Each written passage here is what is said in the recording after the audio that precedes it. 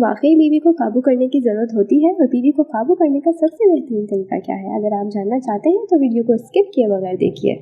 अपने शौहर को काबू में रखना या उसे अपने बस में कर लेने की ख्वाहिश औरतों में बल्कि हर औरत में कुदरती तौर पर मौजूद होती है। वो ये चाहती है कि शौहर दूसरी औरत में दिलचस्पी ना ले और कहीं दूसरी शादी न कर ले। इसलिए बहुत सी औरतें किसी पीर बाबा या आमिर के आस्थानों पर शौहर के लिए अमलियात वाले तावीज़ लेने भी चली जाती हैं और कुछ औरतें साफ सुथरे रूहानी वज़ाइफ और तस्बीहात का ही सहारा लेती हैं, जबकि कुछ ऐसी भी हैं जो असल में शौहर को काबू करने के लिए हर वक्त शौहर के आगे पीछे उसकी खिदमत में पेश रहती हैं। लेकिन सिर्फ औरतें ही नहीं चाहती हैं कि शौहर काबू में रहे, बल्कि मर्द भी यही चाहते हैं कि किसी तरह वो बीवी को काबू कर लें।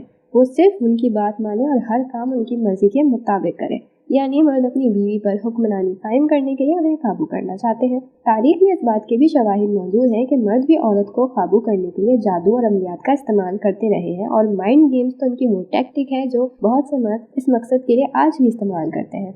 लेकिन क्या एक मुसलमान मर्द को अपनी बीवी को वाकई काबू करने की जरूरत होती है? क्योंकि इस्लाम ने तो बीवी को पहले ही शौहर का मातहत बनाया है और बीवी पर शौहर की फरमाबरदारी और अताअत वाजिब की है। लेकिन फिर क्या वजह है कि फिर भी मर्द इस चीज़ के बावजूद, अपने इस रुतबे के बावजूद बीवी को काबू करने की ख्वाहिश रखते हैं? असल में एक दूसरे को काबू करने की जंग में पड़ने के बजाय फोकस इस बात पर होना चाहिए कि शौहर या बीवी को अपना किस तरह बनाया जाए। और अपना बनाने से मुराद ये हरगिज़ नहीं कि वो शख्स अपने बाकी रिश्तों को नज़रअंदाज करके सिर्फ एक का हो जाए, बल्कि इसका मतलब ये है कि उस शख्स की जिंदगी में आपको वो जगह हासिल हो जाए जो कोई और नहीं ले सकता, जिसका कोई अल्टरनेट या सब्स्टिट्यूट ना हो। और ये काम एट द सेम टाइम बहुत मुश्किल भी है और बहुत आसान भी। तो पहले ये देखते हैं कि ये मुश्किल कैसे होता है। आप सभी अपने गिर्द गिर्द ऐसे लोगों को देखते हैं जो बीवी के मैके जाने पर बहुत खुश होते हैं, बल्कि उन्हें सुख का सांस आता है, क्योंकि उन्हें इस चीज़ की आज़ादी मिल जाती है कि वो अपने दोस्तों के साथ ज़्यादा से ज़्यादा वक्त गुजारें या फिर दूसरी औरतों के साथ फ़ोन पर गपशप करें या उनसे मेल मुलाकात बढ़ाएं।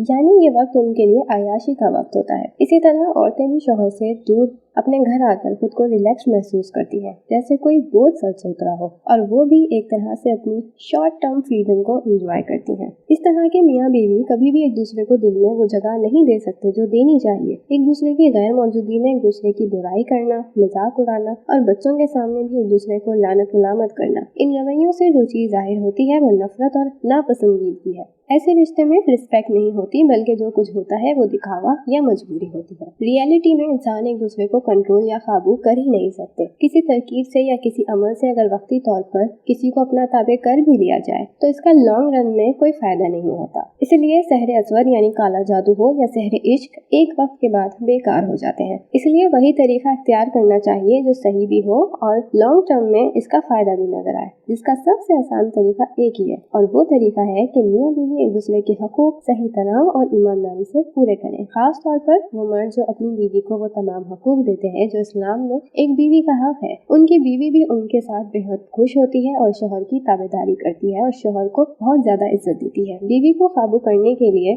उसे इज्जत, मोहब्बत और अपनी वफादारी देने की जरूरत होती है। इसलिए बीवी को काबू करने के लिए खुद को उसकी जिंदगी में सबसे अहम शख्स बनाइए। फिर बीवी हर काम आपसे पूछकर आपकी इजाजत से करेगी और अपनी राय पर आपकी राय को तरजीह भी देगी। उम्मीद है कि ये वीडियो आपको अच्छी लगी हो। इन बातों से आप मुत्तफिक हैं या नहीं, कमेंट सेक्शन में अपने कमेंट्स को रिस्पेक्टफुल रखते हुए आप एग्री या डिसएग्री कर सकते हैं और अपनी राय का इजहार भी कर सकते हैं। अगर आप किसी टॉपिक पर वीडियो देखना चाहते हैं तो वो भी कमेंट सेक्शन में जरूर पोस्ट कीजिएगा।